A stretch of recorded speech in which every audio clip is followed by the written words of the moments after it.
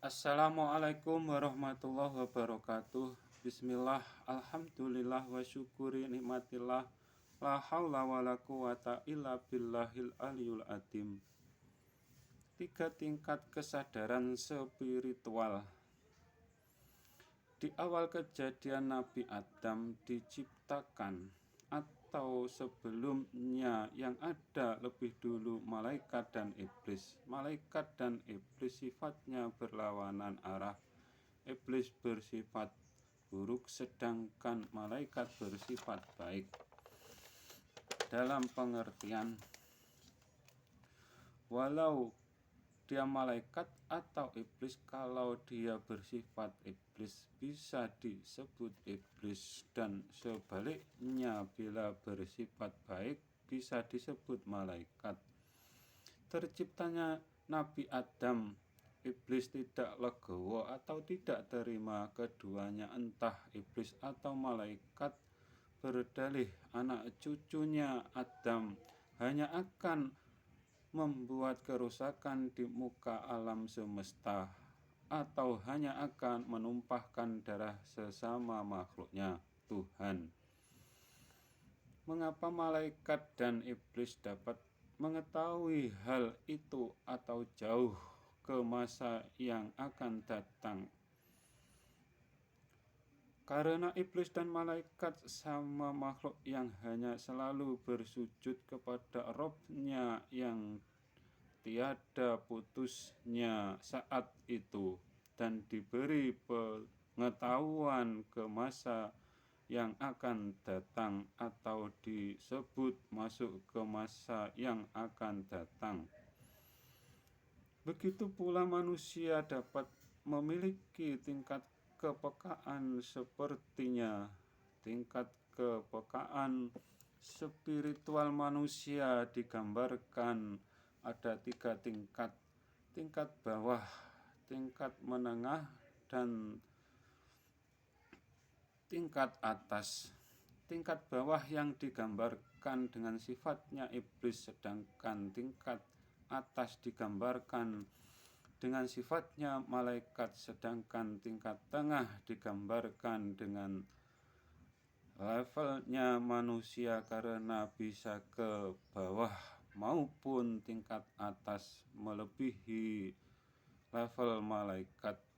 Mohon maaf, jangan pahami levelnya Tuhan, karena Tuhan dengan makhluknya jauh berbeda 180 derajat bedanya.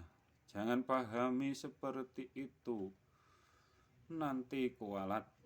Orang-orang yang suka melakukan ritual apapun jenisnya, bagaimanapun bentuknya, tidak akan terlepas tingkat ketiganya atau salah satunya. Manusia tercipta bukan hanya dari unsur tanah saja yang ada pada jasadnya. Memang bahan utamanya dari tanah, akan tetapi manusia tidak terlepas dari unsur api, angin, air, dan tanah.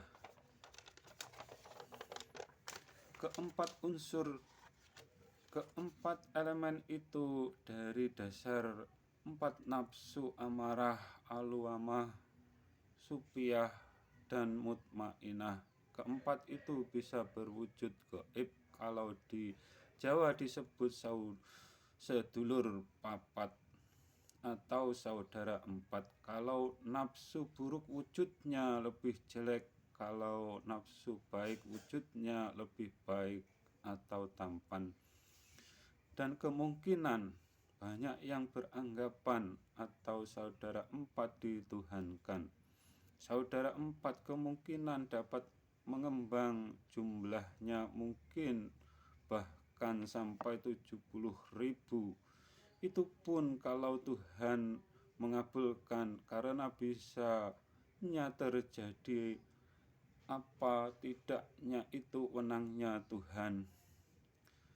Dan wujudnya saudara 4 dapat berkembang membesar berkali lipat Biasanya yang demikian itu dari sifat yang buruk atau sifat amarahnya. Dan kemungkinan orang-orang yang beranggapan Tuhan hanya setinggi Nabi Adam yang disaksikan perwujudan nafsu amarahnya, begitu juga yang memahami bahwa Tuhan mereka yang beranggota badan. Kalau kita amati di dalam beragama, mereka penuh dengan sifat amarah, memuja diri atau merasa lebih baik dari orang lain, atau meremehkan orang lain, atau dalam kesombongan level dewa, atau tidak mau menerima kebenaran dari orang lain. Ayat Al-Quran yang seharusnya menjadi pedoman mereka ingkari, atau ayat yang ada hanya yang mereka suka saja yang diimaninya. Yang demikian lebih bahaya dari orang di umat yang lain atau musuh dalam selimut yang nyata, yang dikiaskan dengan di akhir zaman akan ada orang yang membaca kitab suci Al-Quran tidak sampai ke kerongkongannya. Yang demikian dapat kita lihat dengan cara mereka bertauhid. Ayat ketuhanan ada yang diingkari apa tidak. Yang demikian juga dikiaskan dengan di akhir zaman akan ada kemunculan Dajjal bermata sebelah, yang di keningnya terdapat tulisan kafir, yang berarti di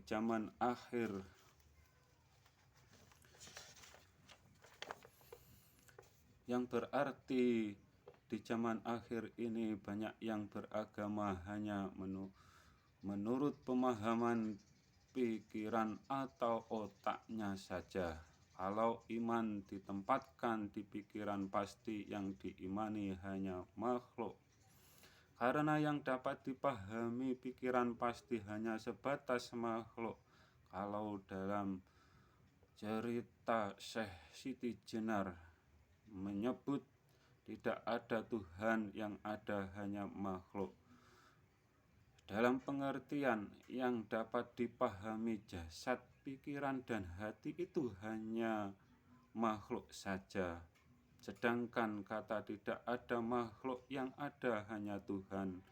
Dalam pengertian yang disaksikan ruhani atau ruh hanya Tuhan, bukan berarti ruh tidak ada. Hukum syahadat wajib ada yang disaksikan oleh si penyaksi atau yang menyaksikan olehnya. Anehnya saat ini orang yang tidak percaya adanya zat yang dinamakan Allah Subhanahu wa Ta'ala malah mengaku ma'rifatnya yang tertinggi. Ada juga di zaman akhir ini orang tarekat yang dikasih karomah dapat membaca pikiran orang lain dan mengaku dapat menjadikan seseorang menjadi walinya Allah asal mau bayar sekian per sekian. Bagi pelaku maupun korban sama-sama cacat dalam bertauhid, karena tidak percaya dengan sifat wenangnya Tuhan yang mutlak hanya untuknya. Tuhan itu maha adil, menciptakan manusia ada dua sisi yang disebut jasmani dan rohani.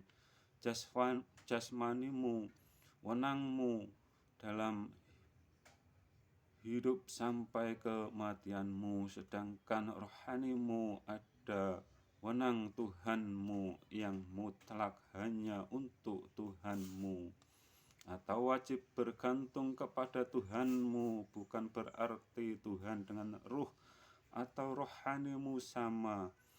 Yang bergantung dengan yang menjadi tempat bergantung itu wajib berbeda.